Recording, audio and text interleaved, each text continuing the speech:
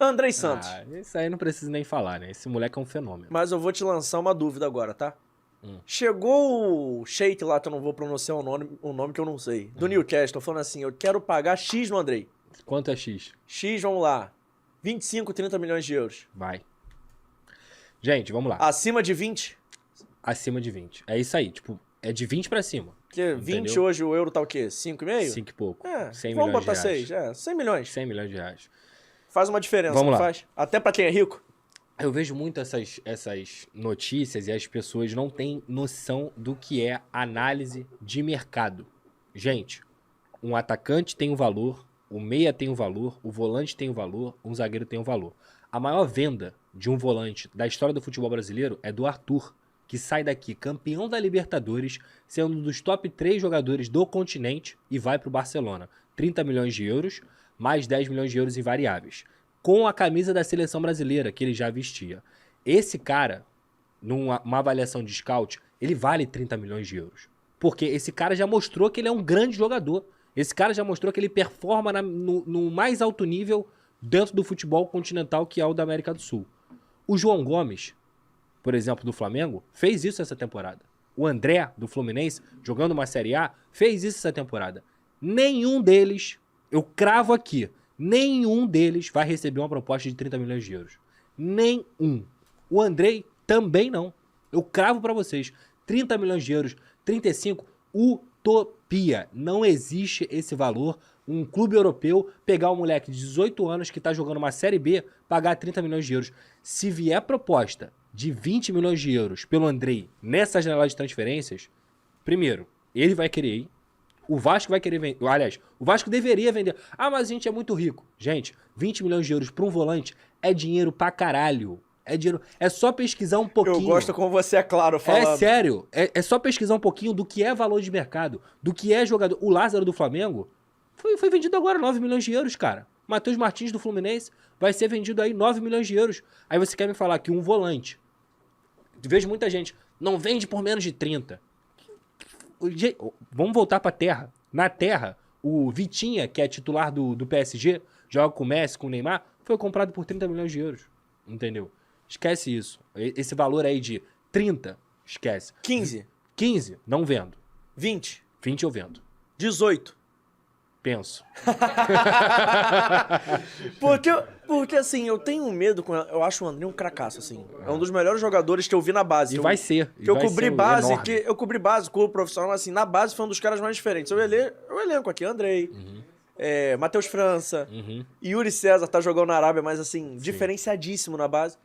Só que o Andrei eu tenho um medo, que não é um medo assim de, meu Deus, se ele virar esse jogador vai ser um problema. Mas eu acho que teve um cara que lembra muito futebol e perdeu o bonde, que é o Danilo. Do Palmeiras. Danilo do Palmeiras. Eu acho que o Danilo perdeu o bonde de ir pra Europa. Eu acho que eu tenho medo desse momento de transição, o Andrei ficar sendo o cara, até assim, se ele ficar no Vasco, jogar a carreira toda no Vasco, eu acho ótimo, porque ele joga muita bola. Claro. Mas pensando também na carreira dele, talvez não seja o melhor. Pelo talento que ele tem. O Danilo é um cara muito talentoso. Sim. Mas você vê o Danilo hoje saindo pra um time de primeira prateleira da Europa? Ninguém de paga segunda 20 prateleira. milhões de euros pelo Danilo. Ninguém paga. E o Danilo, por exemplo, não foi pra Copa. Não foi. Se ele tivesse jogando no Arsenal, que tá sendo sensação aí, talvez tivesse ido. É possível. Tava ali no bolo pra ir. Se ele jogasse o Aston Villa, junto com... O Douglas Luiz tava no bolo pra ir pra Copa jogando um time que briga pra não cair, que o Danilo não estaria. Com certeza. Tipo assim, o Douglas, a gente viu o início do Douglas e é muito parecido com o do Andrei. Começa numa Série B, onde ninguém dá muita coisa, joga pra caralho. Entra entendeu? ali depois de... Assim, não era o cara... Não era. O André era cotado na base, mas não pra ser o titular desse ano. Acho que a gente pensava no André em 2023. Com certeza. Era o cara que ia entrando aos poucos esse ano pra ajudar e em 2023 ia ser o titular. O Zé Ricardo pensou ele, já coloca ele como titular contra a Ponte Preta. Então, e ele joga pra caralho esse jogo também. Então, assim, é um moleque que precisa de amadurecimento. Gente, o Andrei é capitão do Sub-20 da seleção brasileira. Ele tem 18 anos. Ou seja, na base você tem jogadores de 20 anos na seleção brasileira e o Andrei é o capitão desse time. Então você entende o talento desse cara. Só que, até pensando com a cabeça do mercado europeu, que valoriza muito seleção brasileira de base e valoriza muito jogos de Série A. Se você conversar com qualquer empresário, eu converso com vários, inclusive o empresário do Andrei, esse cara tem que ter números para que façam ele ser testado em alto nível. Tipo, se você pegar agora o André, O valor de mercado do André, no início do ano, que chegou a ser cogitado pra ir pro Botafogo e pegar hoje em dia, porra, o André vale 15 milhões, o André vale talvez 20 milhões, porque ele jogou pra caralho esse ano. Numa Série A, ele se provou dentro de uma Série A. E o André precisa se provar. A gente sabe, vascaíno, que o André joga pra caralho. Mas numa Série A, e aí, vamos ver o que vai acontecer. Pra mim, a diferença talvez entre o André e o Andrei seja até de função, lógico. Mas aí, nessa coisa de função, o Andrei aparece muito mais que o Andrei. Pra quem vê o jogo... O André? O Andrei aparece, ele faz gol, ele pisa na área toda hora. O André, aí. Ele carrega muito piano. É. Talvez seja um cara que, pro olheiro da Europa vir pensar, ele vai ver que ele joga muito. Mas ele vai pensar assim, caraca, e não tô aqui desmerecendo o André, não, acho que joga pra caralho a beça. Mas assim, você vai imaginar o André indo pra um time... E fazendo gol? Não, não é nem fazendo gol, mas assim, você vai imaginar o cara olhando e falando assim, caraca, eu vou contratar esse cara, que ele vai acertar o meu meio de campo. Eu acho que é mais difícil do que um cara que faz gol. Com certeza. Que é um cara que aparece, que é um cara... Sem dúvida. Que joga do meio pra frente, porque, querendo ou não, essa coisa do europeu ainda, tem essa coisa do marcador, de tudo mais. O André joga muita bola, eu acho que o André é um cracaço. Mas, por exemplo, a diferença do André pro Danilo do Palmeiras, pra mim, ainda é essa. O Danilo aparece na frente. Eu acho que o cara que joga mais perto do gol do adversário, o europeu ainda tem essa coisa de ver mais. O que eu vou falar aqui... Você imagina o André indo pra um PSG? Eu imagino ele jogando, sendo titular ali, tá? Correndo pra caramba pro Messi, pro Neymar e pro Mbappé. Sim. Mas você imagina o olheiro do PSG vindo ver o André? Não. Pois é. O André, ele, assim, de todos esses que a gente pode falar aqui, João Gomes, que é um monstro, mas não sabe chutar. Faz muita diferença. João Gomes não tem gol, pô. Não tem gol o João Gomes. Ele fez um gol contra o São Paulo de cabeça na Copa do Brasil, se eu não me engano, e foi isso.